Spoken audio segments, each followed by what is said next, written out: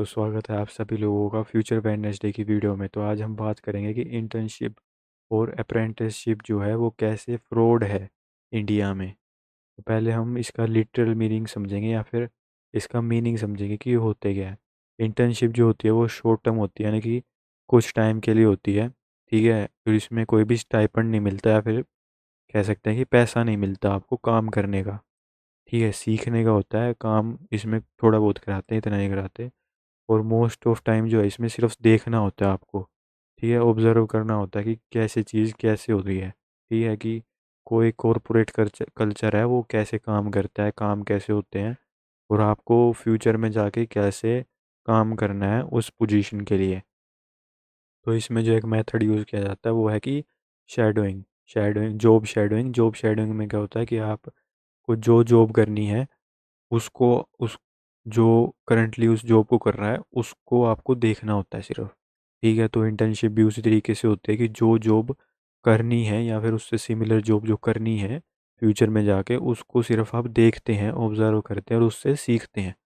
ठीक है, तो आप लर्निंग कर रहे हैं वो भी रियल वर्ल्ड को देख के। ठीक है, कॉरपोरेट कल्चर में जाके वहाँ पर बैठ के वहाँ पर लोगों से बात करके वहाँ पर लोगों से देख के कि कैसे क्या हो रहा है।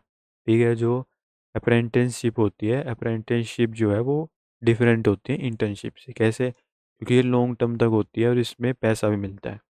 ठीक है, इसमें स्टाइपेंड मिलता है काम करने का और काम इसमें करवाते भी हैं। ठीक है, आप लिटरल एक जॉब में होते हैं और उसमें आपको रियल जॉब लर्निंग करवाई जाती है, आपको सारे काम कराने सिखाए जाते हैं। ठीक है, और ये इंक्लूड करता है मेंटोरशिप।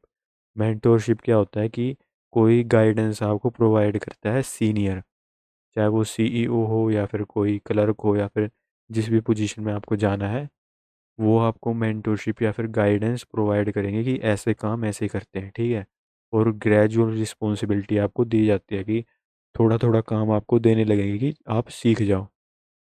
ठीक है, सिंपल काम से शुरू होता है फिर कॉम्प्लेक्सिटी बढ़ाते चले जाते हैं। और ये जो है वो जॉब रेडी बनाने के लिए की जाती है कि आपको इन अगर किसी ब्लू कॉलर जॉब में जाना है तो उसके लिए ये होती है, और आपको एकदम से जॉब रेडी बना दिया जाता है अप्रेंटिसशिप के बाद। तो अप्रेंटिसशिप जो है वो बेटर होती है अकॉर्डिंग टू जॉब। ठीक है, क्यों? क्योंकि जो ब्लू कॉलर जॉब होती हैं जैसे कि इंजीनियर हो गया या फिर कोई मज़दूर हो गया, ठीक है, या फिर इवन क्लर्क, तो इन ये जो जॉब है वो कोई भी कर सकता है। ठीक है, कोई भी एक्स वाई जेड को आप लेकर करा सकते हैं, तो उसमें अप्रेंटिसशिप काम आती है। ठीक है, इसमें ज़्यादा ज़रूरत भी नहीं होती, आप आईआईटी करके भी, आईआईटी नहीं आईटीआई करके भी अप्रेंटिसशिप में जा सकते हैं। तो ये ब्लू कॉलर जॉब के लिए होती है। ठीक है, अप्रेंटिसशिप।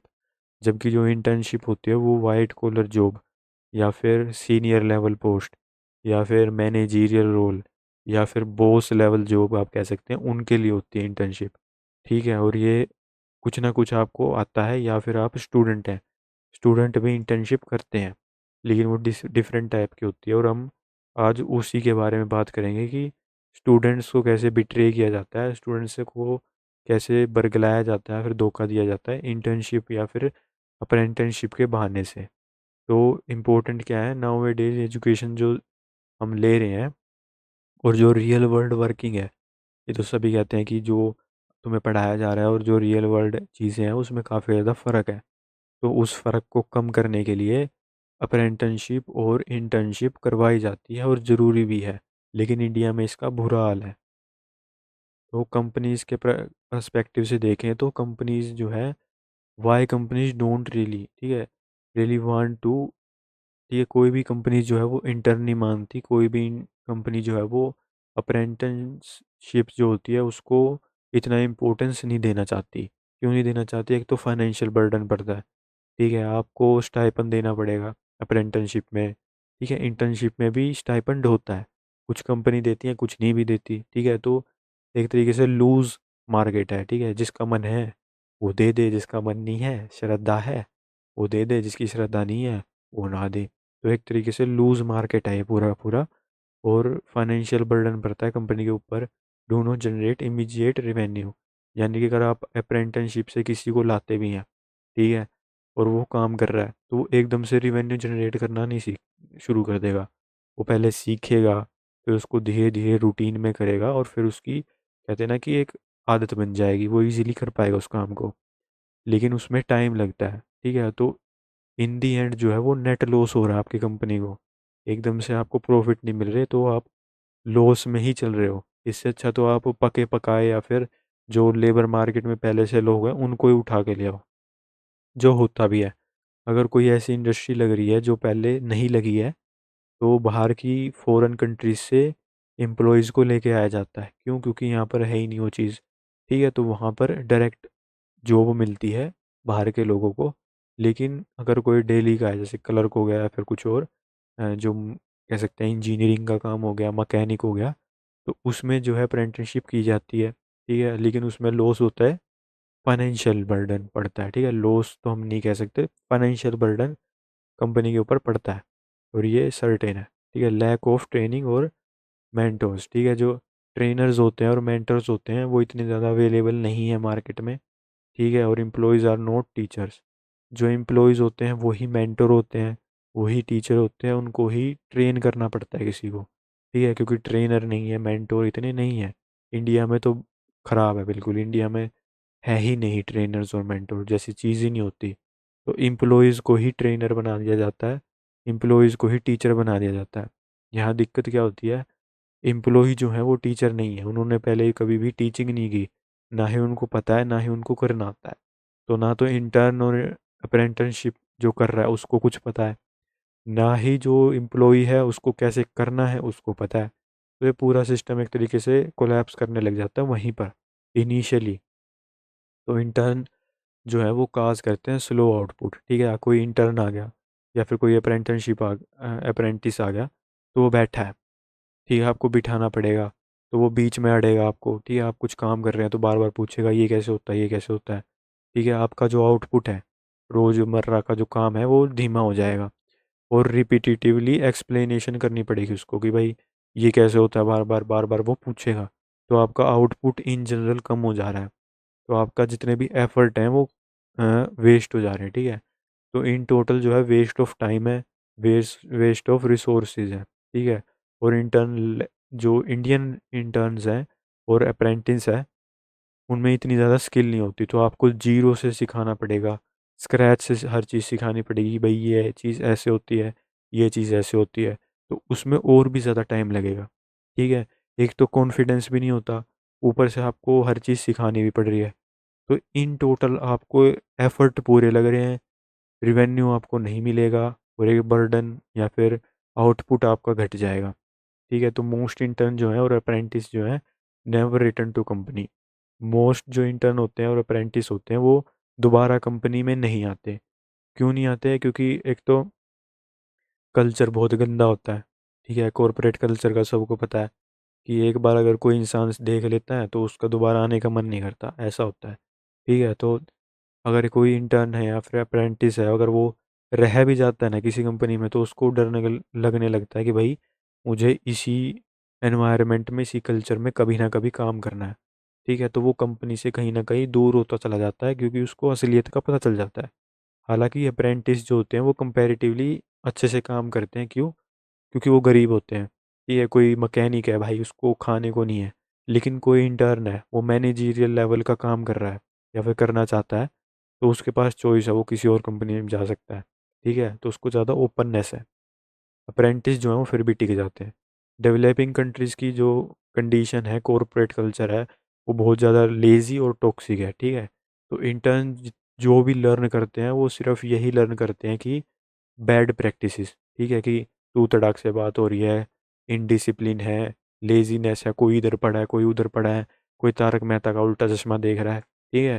तो वो हर तरीके की बैड प्रैक्टिसेस सीख लेते हैं, और उनको लगता है यही तो कॉर्पोरेट लाइफ है, यही तो नॉर्मल है, ठीक है। उनके लिए नॉर्मल चीज़ हो जाती है। जैसे कि कहते हैं ना कि किसी का घर कैसा है, अगर किसी इंसान के बारे में जानना है तो उसके घर के बारे में पूछते हैं कि कैसा रहते हैं, कैसे बोलते हैं, कैसे खाते पीते हैं।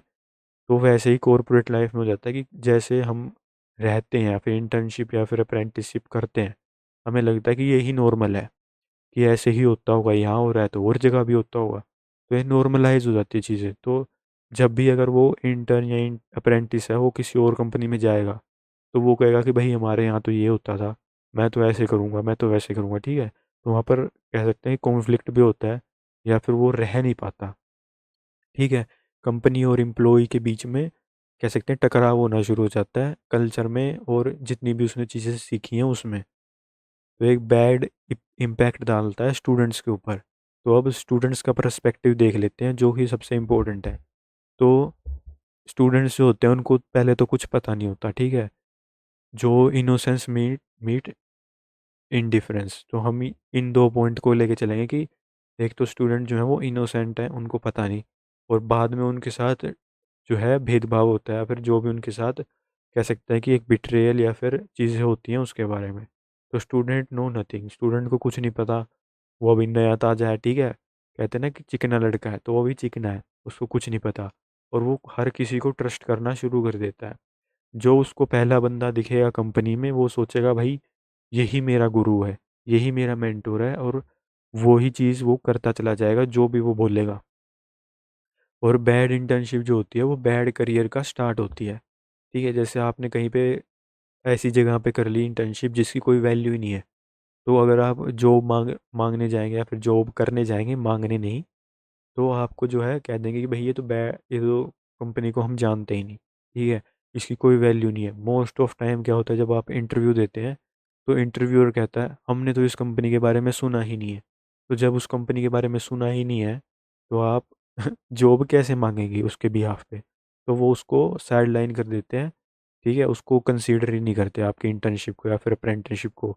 वो मानते हैं कि टाइम वेस्ट किया है तूने तो, ठीक है, तूने तो टाइम वेस्ट किया है, ठीक है। और रोंग टेक्निकल फाउंडेशन, ठीक है, आपकी जो है टेक्निकल फाउंडेशन है जो आप सीखते हैं, ठीक है। जैसे कोई सॉफ्टवेयर किसी कंपनी में आपको बता दिया, ठीक है, कि ये सॉफ्टवेयर ऐसे चलता है, किसी और कंपनी में वो यूज़ ही नहीं हो रहा, ठीक है। जैसे बहुत सी कंपनीज है जो टैली का यूज़ करती हैं, लेकिन बहुत सी कंपनीज है जो टैली का यूज़ नहीं करती, अपना खुद का सॉफ्टवेयर यूज़ करती हैं।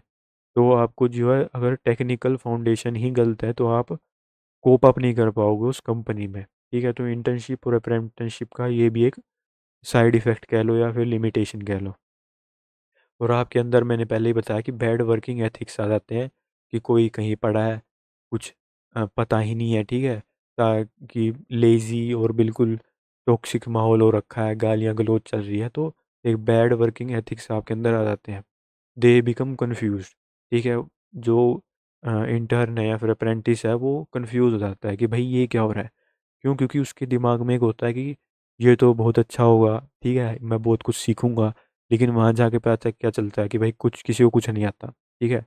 और अनस्किल्ड ही रह जाता है वो, और डीमोटिवेटेड रहता है हर टाइम, क्योंकि स्किल नहीं आई। अगर किसी के पास स्किल है और मोटिवेटेड है या फिर कॉन्फिडेंस कह सकते हैं आप, तो वो काम कर लेगा। लेकिन अगर कोई स्किल ही नहीं सिखाई तो कॉन्फिडेंस कहाँ से आएगा, ठीक है। और डेवलपिंग कंट्रीज जो है उसकी रियलिटी बहुत अलग है डेवलप्ड कंट्री से।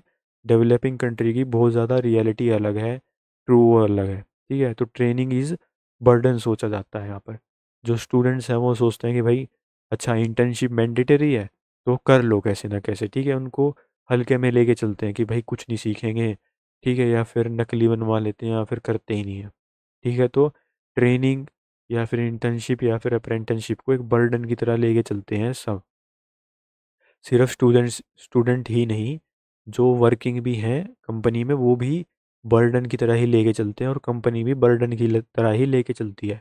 किसी को कोई मतलब नहीं है स्किल से, ठीक है। तो इंटर्न्स आर इग्नोर्ड, ठीक है। जैसे मैंने पहले बताया कि कोई इंटर्न जाएगा या फिर अप्रेंटिस जाएगा, साइड में एक कुर्सी दे देंगे, बैठा रहे पूरे दिन, ठीक है।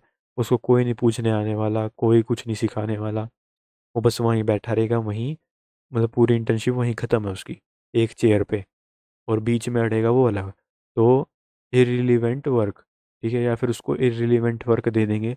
अगर कोई है कि भाई इंजीनियर है, ठीक है, उसको कह देंगे भाई यहाँ से मेरे लिए पान लिया, ठीक है, मेरे लिए वहाँ से गुटखा लिया। तो ऐसी ऐसी इररिलेवेंट वर्क दे देंगे कि जा ये कर ले, जा वो कर ले, या फिर जा ये जो एक पेपर है ये मैं तुझे दे रहा हूँ उस डिपार्टमेंट में जाके दिया। वो डाकिया थोड़ी है, वो पियून थोड़ी है।